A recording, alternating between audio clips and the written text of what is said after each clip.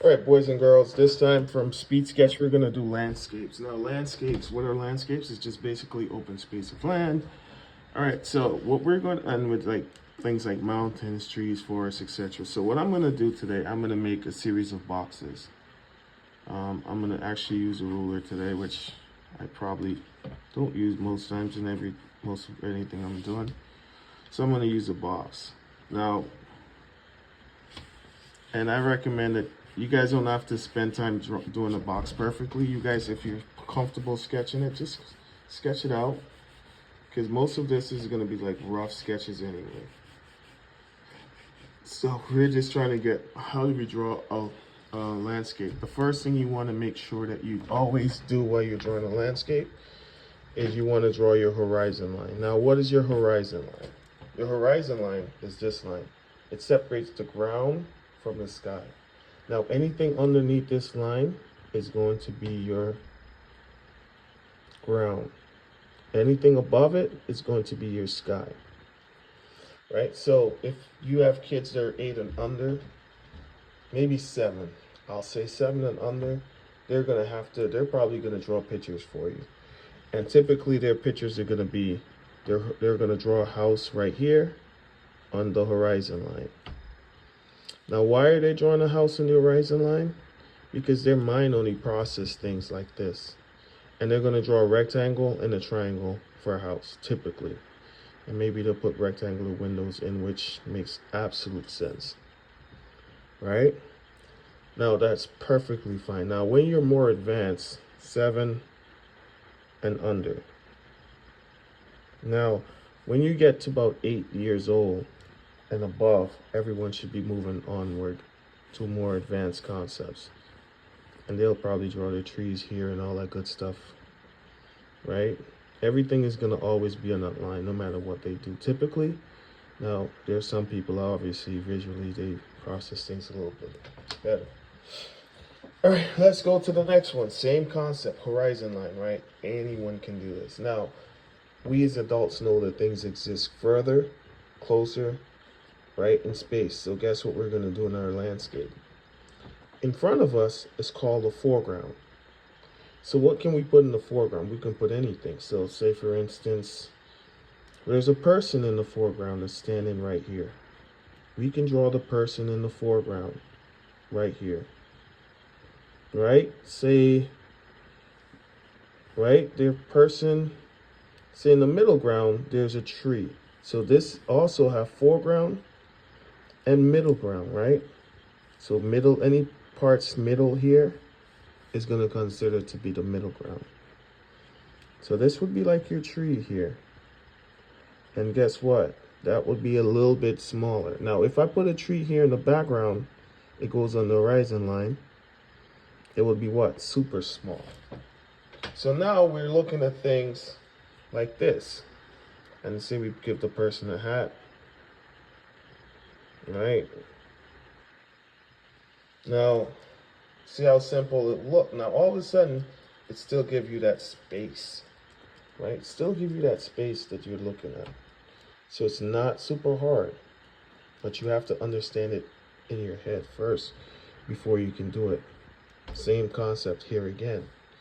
Now you can put the sun, and if you want to put the clouds or whatever, you can do that. Now, simple and easy, you just sketched foreground, middle ground, background, and your picture will look awesome. At least better than most, right? It'll look awesome because it's above average. Anyone who can do this is above average. Cool. Let's put another picture, and we're gonna do multiple of these so we get the idea. Because if you just do one, one is just not good enough for this kind of artwork. And you never want to do one of anything in terms of art. You want to practice the same thing about 1,000 times. You want to practice drawing the face, frontal view, side view, many times. But no matter what you do, you want to always make sure you're sketching, because you're not thinking and wasting as much time. All right, let's go to the next one. So say we're drawing a kitty picture. A kid is like 8 years old. They're overcoming that fear. They're going to draw stuff like this. They're going to put something here foreground. That's acceptable. If for teachers who are maybe teaching 3rd grade art, you don't want your kids to go, you want to push them to get to this level right here. Something here in the foreground. Middle ground, they're going to draw the same flower again. It's going to be much smaller. They draw something here, background, small, right? Say they want to put a tree in the foreground. A tree in the foreground would be like this, because it'd probably be a little way, like maybe you have to go in the middle ground, right? Say you put a person in the background, they'll be super tiny. Say you put houses in the background, they're going to be what? Tiny, right? Say you put mountains back here. So now we have our picture still, right? And we still give this plenty of negative space to breathe, and we still set the landscape, right? See how simple that was, right? If you want to, and again, now at this stage also, you want to make sure they went from triangle, rectangle to rectangular prism and pyramid for your shapes of the house. Super easy stuff to do. Let's go to the next one. And again, more you do it, better you become. And then you want to learn and observe things in your own space and where you are, and figure where things are in foreground, middle ground, background. So let's do one, say, I'm going to stick to landscape because my mind is thinking cityscape at this point. And this is where having a live audience would help. Because if people are telling me what they like, it would be a lot easier for me to just draw it. Let's say we have a horizon line here again, separates ground from the sky. Let's say we do sunset, beach. So guess what? You can put persons in the chair. You draw the shape of the chair. Say you're not that good at drawing. Okay, no problem. You draw the person inside the chair, right? Slouched over like this, their hand on the rail, right? You just draw the rail and the hand just like that, and you put the person here. Now, see, you're not necessarily the best at drawing. They're at the beach. Now, how can you tell they're at the beach? We can't tell from this. It just looks like a person looking out, right? Now, they're in the foreground here, right? Now, what we're going to do with the middle ground is maybe we put a palm tree. See, now we are starting to control the narrative. And look how simple this is to do, especially when you're sketching, right? Super simple, right? Now, in the background, you can put another palm tree. And guess what we can do? We can put water. So now we can put water here, right? And all of a sudden, and we can even put people or whatever else. All of a sudden, it started to give us that illusion of what? The beach. Beach is probably calling my name. Summertime. Want to go out, have a good time, right? And everyone should at least go to the beach and have a good time, right? That's pretty much. Now, if you don't know how to draw people very well, just silhouette it, make it completely black. Right? Once you can make and you can just color the chair a really nice color. And you can silhouette most parts of it. Like once they can tell it's a person sitting there, that's acceptable, right? So that's pretty simple and easy stuff to do. And there's tons of other things. Let's see what's another one. Say we're doing stuff for Christmas even, right? No matter what we're drawing, we're always going to use horizon lines. So say you're drawing a Christmas tree for a card or whatever. And I know a lot of kids do this. So I would just draw the triangle. I always tell people draw the triangle, right? Now, you can put the gifts in front of the picture here to introduce the feeling of the emotion. And you can just draw this really big and put some of that stuff out of there. Because the first thing the viewer will come to look from is right here, right? But the way we control pushing people to look there is by say we were to make everything in front darker. I'll explain that later in the next sketch. Because it just give me an idea on what to go to next, right? Now we can put like gifts and all this other good stuff here. Now we created a mood by doing that. And now we can just put even a fireplace back here. Again, actually, I'm thinking of indoors, so we can just leave this outdoors, right? And we can put, say, the snowman out here. And again, kids will probably understand this more so than adults, or parents, right? Because this has a snowman in there, right? And he has his hat on,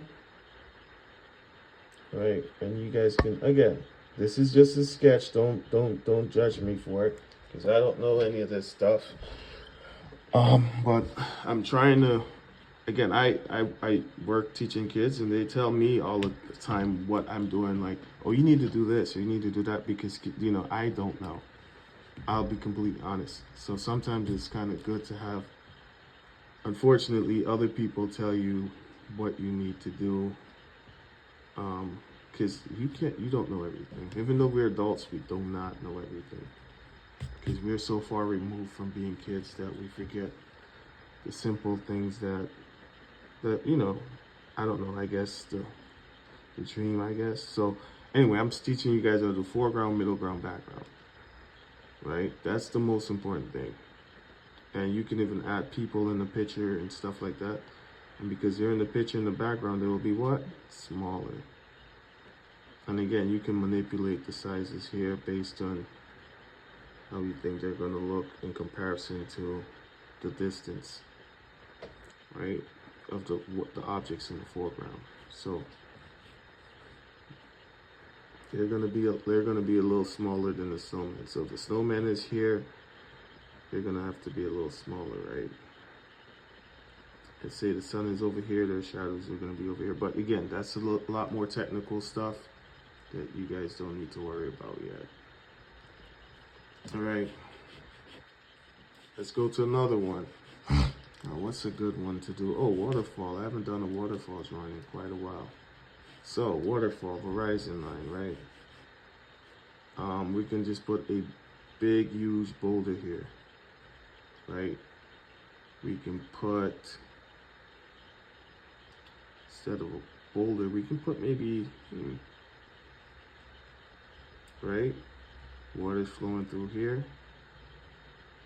And you notice I'm just putting the path in which the water is probably flowing from. We can put a tree back here, or maybe make this some bushes back here, right? Not even at all thinking about it. We're gonna say this is like rocks and water falling down here, so we can see the water just flowing through here, coming in this path, right? So all of this will be rocks. This will be water flowing. So we can just put lines to show that movement. Maybe even little bubbles and whatnot. So we got the boulder right here. We could put a person up there, but I'm not going to.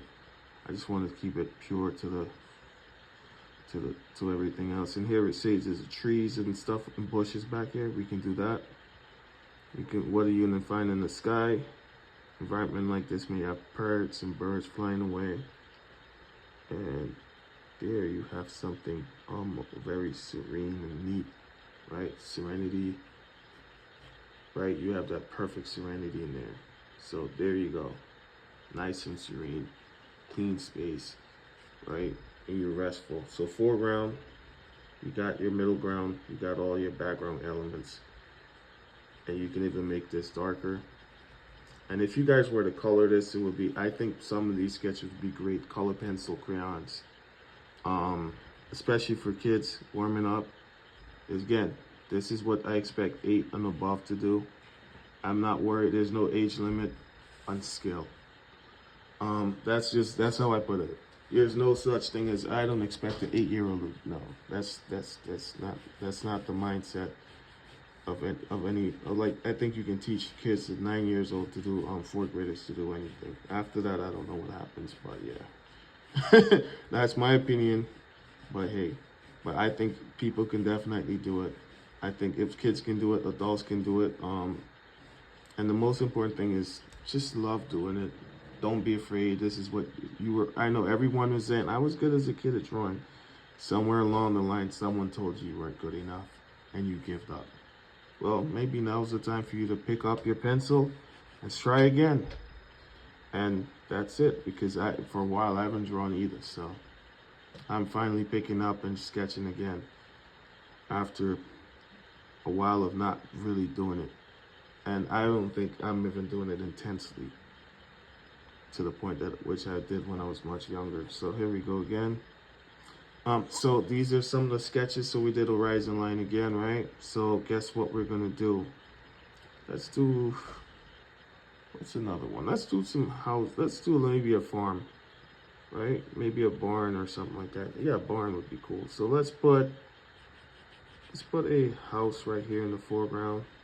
Let's put something here in the foreground, right? So we're gonna draw a rectangular prism, right? Now the door, we're not gonna see the door, we're just gonna leave this window here. And here we're gonna see these windows here, right? All right, so we're gonna see these windows here. All right, now, there you go, we're gonna see that. That's gonna be the side of this one. So this is in my foreground. I could just cut this shape right there and make it like that, all right? Now, do I need to draw the entire thing for the door? No, I just need to put an indicator so people can understand. So now I'm gonna draw another one in the background. Now I'm gonna say this is really, really far away. You can barely see it. Guess what you can do with this, guys? As things go back, you can just make it silhouette. Don't overthink yourself. Right, same thing here. So that's what, I'm gonna put a tree here in the middle ground. Right? And I just wanna sketch the shape of it. And again, you just wanna keep going around until you find the shape that you deem acceptable for a tree. Once you find that, you call it a day, you move forward. Again, what you can do to get really good at sketching stuff like trees and everything else is go outside and sketch it. Go outside when it's nice and cool in the evening, in the afternoon, and sketch it. The best way to get better is to do it. Do it when at that time, right? So that's it. Boom. Done. Right? Best way to do it, we could just make this like, if I were to color this personally, I would make this like an orangish up here, blues coming down, with like leave some whites here. That's what I would do. I'll put some nice little greens here, some black darkish greens, and I'll bring lighter greens here, and I'll work on the house later. But that would bring like the entire picture beautiful. Again, let's do an easy one, a layup one, horizon line, foreground, middle ground, background. All it needs is 3 elements. You can just put something here in the foreground. I'll just put something, what would I put in the foreground that's different? Oh yeah, I didn't do a tree really in the foreground, right? So I like to do this one personally. Tree right here. And I didn't do anything with hills yet, so I need to do the next one with hills. Right, so yeah, I'm gonna put a person. No, I'm not gonna do a person. I'll do another tree. Put another tree right here. Right? Another one in the background. Sometimes that's how simple your picture can be, and it still looks beautiful. Now, the concept that you must understand is shadow is always gonna be on the opposite side from the light. So if the sun is here, the opposite side will be right here. Right? So that will be darker. That will be your dark area. So that will automatically add to your elements in your picture, as simple as it may be. All right, last but not least is this image here. And this is gonna be, we're gonna do a hill. I like to do this, like stuff like that, because I think I saw it in the cartoon sometime. So voila. Right, so this one would be in front, so we can put a house right here, this one in the middle, right? And you guys see how simple this is? And guys, notice I'm really just pulling lines together. And voila, and you can put elements of flowers and beauty in front here or whatever. And that's how you can draw foreground, middle ground, background all day, every day. And this is landscape only. Now, there are other things that you can do in terms of inside the homes, etc., etc. So, take a good look at what you can do in basic sketching.